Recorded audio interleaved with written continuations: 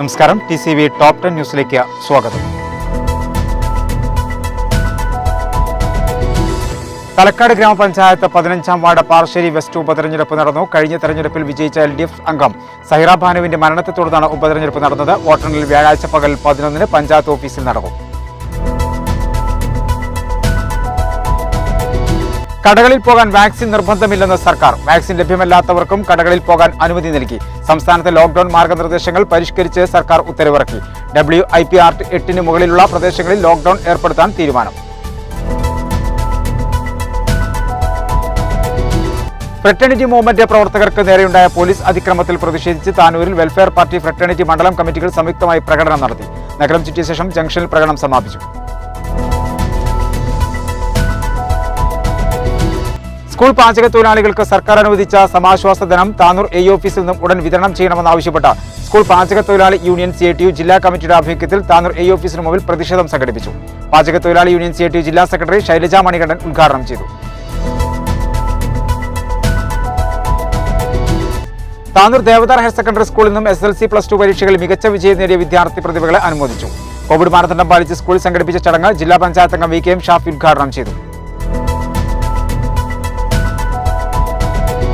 തിരൂരിൽ civil supplies ഡിപ്പോയിലെ ജീവനക്കാരനെ തൊഴിലാളികൾ ആക്രമിച്ചതായി പരാതി.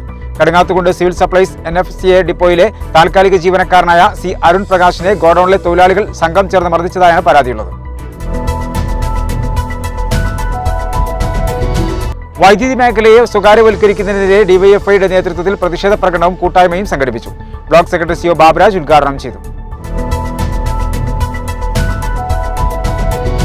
പാരമ്പര്യ രീതിയിൽ പാടത്ത് നെൽകൃഷി ഇറക്കി മാതൃകയാവുകയാണ് ഷറഫുദ്ദീൻ. താനൂരിലെ ഏറ്റവും വലിയ പാടശേഖരമായ അയ്യായ പാടശേഖരത്താണ് പൊന്മണി എന്ന വിത്തിറക്കിയത്.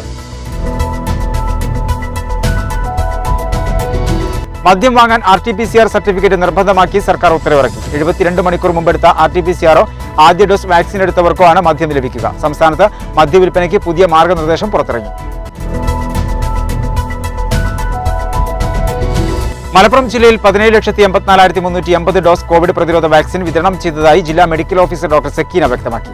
12,43,382 പേർക്ക് ഒന്നാം ഡോസ് മാത്രവും 5,40,398 പേർക്ക് രണ്ടാം ഡോസ് വാക്സിനുകളുമാണ് ഇതുവരെ നൽകിയത്. ജില്ലയിലെ വിവിധ കേന്ദ്രങ്ങളിലായി വാക്സിൻ വിതരണം പുരോഗമിക്കുകയാണ്. ടോപ്പ് 10 ന്യൂസ് ഇതോടെ സമാപിക്കുന്നു. നന്ദി, നമസ്കാരം.